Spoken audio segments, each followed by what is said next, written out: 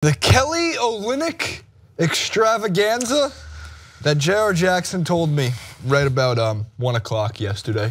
Yeah. You watching Game 7? I go, of course watching Game 7. Are you ready for the Kelly Olynyk show? Absolutely. And I was like, you know, Kelly Olynyk is, we're going to start calling him Mr. May. Do they retire number 41? Mr. May. Mr. May. Not even June when it matters like 10 times more. Hey, he's only going to explode in the early rounds of the playoffs. The first round starts in April. I like Mr. April. We can't call him Mr. June because they're not going to make it there. What day is it? It's what day of the month is it? It's the 17th? The 16th, I think. 17th, the NBA, the Eastern Conference lasts 3 months, so it will be Eastern Conference Finals. There's a game every week, 1 game, so it actually could last until July, for all you know. Michael sure keeps asking me, he goes, when do the NBA playoffs start? Of course he does. So, all right, well, let's all pump the brakes, because no, we're not retired, not we, but they're not gonna retire Kelly Olynyk's number. And please be real with yourself, Celtics fans. Please be real with yourself, because the ones I know mostly hate Kelly Olynyk. So the fact that he bailed you out of a Game 7 it's a Boston thing. Ja'Cory, I'm sure, might have to chime in on this to let me know if I'm insane or not. But John Wall is actually the topic of conversation I wanted to talk a little bit more of, because 3 hours before the game started, I was talking on TYT Sports yesterday about how John Wall is at his best. And John Wall at his best isn't enough to win a Game 7. Well, he went 0 for 11 in the second half. Well, Beal was this thing. You're gonna get somebody who's gonna. When they kept saying, I think at one point in Beal, I think he either tied. He had 39. He broke tied the Wizards franchise record. But at the time he had tied it. I think it was at 37 at the point. It was 36, 37. And they said he's gonna have to break it for them to win this game. I was like, well, even if he doesn't score the rest of this game, there is someone else on the team that can maybe do something. I understand at the point John Wall was already looking like he wasn't gonna be doing much, but you can't just write off and say, oh, that guy's not gonna do anything. And it was a little frustrating, but I guess apparently in the end it was correct. He had to probably score 50. I know, like, commentating live is hard. It's like we criticize it, we make fun of it, but like little statements like they want to win this game, he's gonna have to break that record. Well, technically he needs to get to the free throw line once. He can miss one and still tie it, right? And that would not win you the basketball game. Kelly Olynyk, I'd like to, by the way, there's 3 reactions. Have you seen, context, have you seen trending memes on Instagram of the calendar with the month, and they say, the month you were born, this player has to hit a free throw to save your life. Oh, no, I haven't seen this. And I'm getting shafted. This player has to go an entire season without getting a technical, and that's J.R. Smith for me, so I'm dead. Before that, the free throw one was Shaq, I'm dead.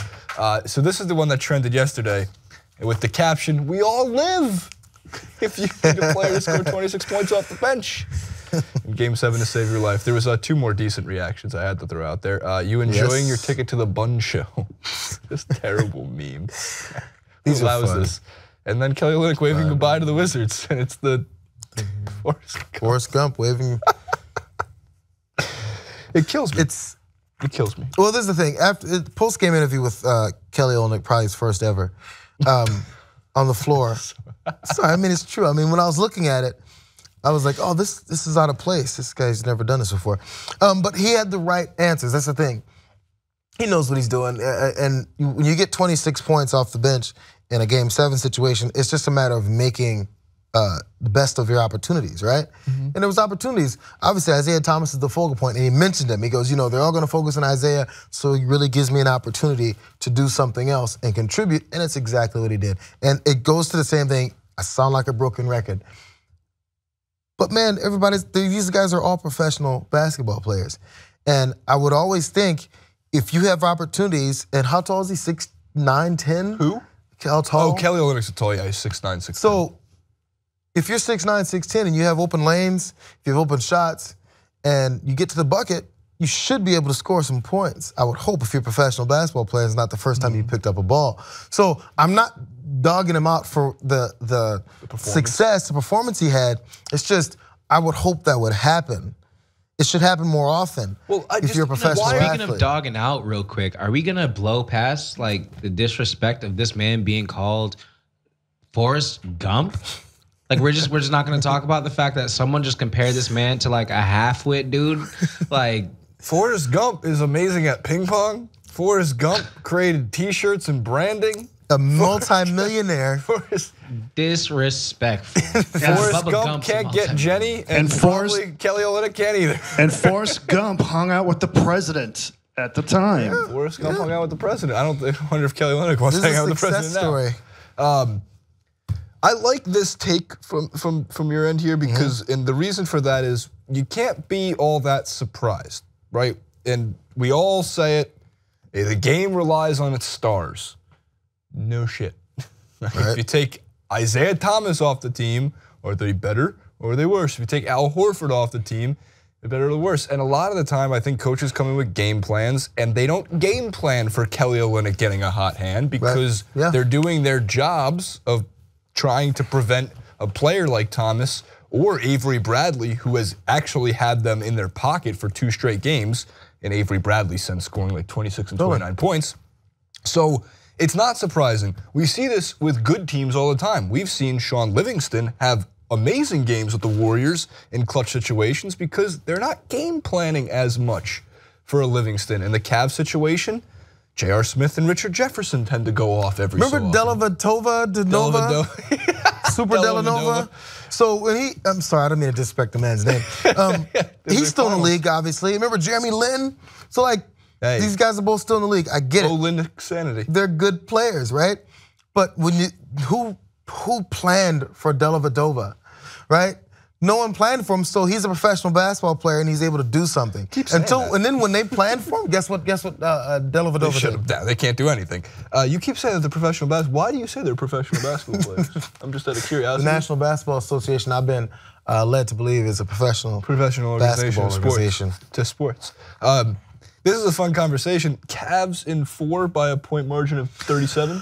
I know. You know what I hate doing? I hate predicting sweeps.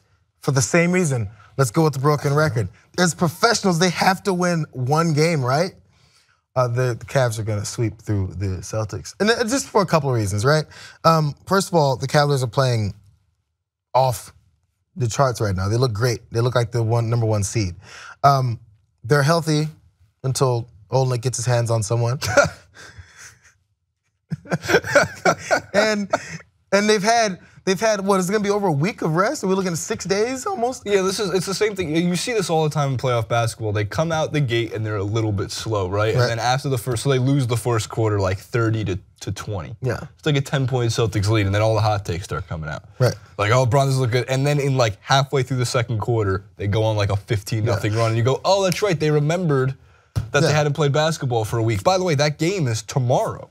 So right away, man. And there's always 2 very different schools of thought. There's the too much rest is a bad thing. That has been proven so beyond false in every single sport for years and years and years. Well, as the team that goes, oh, momentum exists, not when you're going up against a different team, not when you're getting on a plane on Monday night to arrive in Cleveland on Tuesday. LeBron's been sleeping in his bed. But LeBron and them do have to at least go to Boston.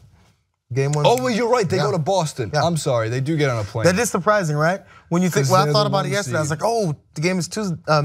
Today's Tuesday. The game is Wednesday. And I said, oh, they're going to Boston. That's right. Because this doesn't look like a 1 and 2 seed this way. It looks like the 1 and 2 seed the other way. Before we wrap up, I want to throw to one video. But before we get to that, I got to throw you one statistic that I find amazing. The Cavaliers, since LeBron has returned to Cleveland, have played by winning percentage better teams than the Warriors have since Cleveland has gotten LeBron back. The record is they've had tougher schedules. They've had a tougher schedule than the Warriors had to get to the finals, and I think people overlook that. The East is too easy, blah blah blah. It's really not.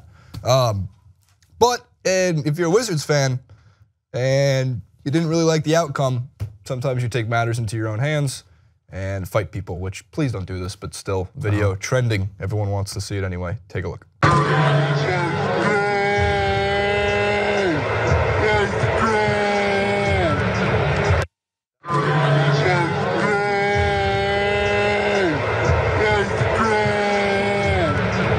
Slow it down sound of the sound is I had to slow it down so you can, because it was like, it happens really quickly. That's the most that somebody in a John Wall jersey did last night is the only joke I can think of, and it's super harsh. the only because fight back he had. why is it that I do the video of John Wall being at his best and what he's doing right, and he hits the John Wall clutch shot that he doesn't have, and then he goes 0 for 11?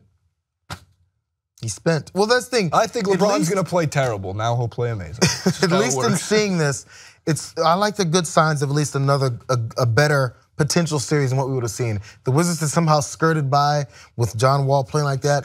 He might have done that maybe in the Eastern Conference Finals, and it'd have been a disaster watching John Wall go up against the Cavs. I actually thought, I thought the Wizards, look, we're talking about a competitive series that doesn't exist between either of these two teams playing the Cavs. And look, I sound like a complete idiot, and you can put me on freezing cold takes if the Celtics win the first 2 games at home. But having said that, I thought the Wizards might have had a better chance because of how Wall and Beal played. Like, it's like the Blazers. To me, it was like the Blazers against the Warriors. That game where Lillard and McCollum had, what, 85 combined points, and they still lost. Jesus. All right, well, Cavaliers in how many games? Celtics fans, Celtics in how many games? We have the conference finals. Tonight we get Warriors-Spurs game 2, and we'll be doing that tomorrow as well. So, comment.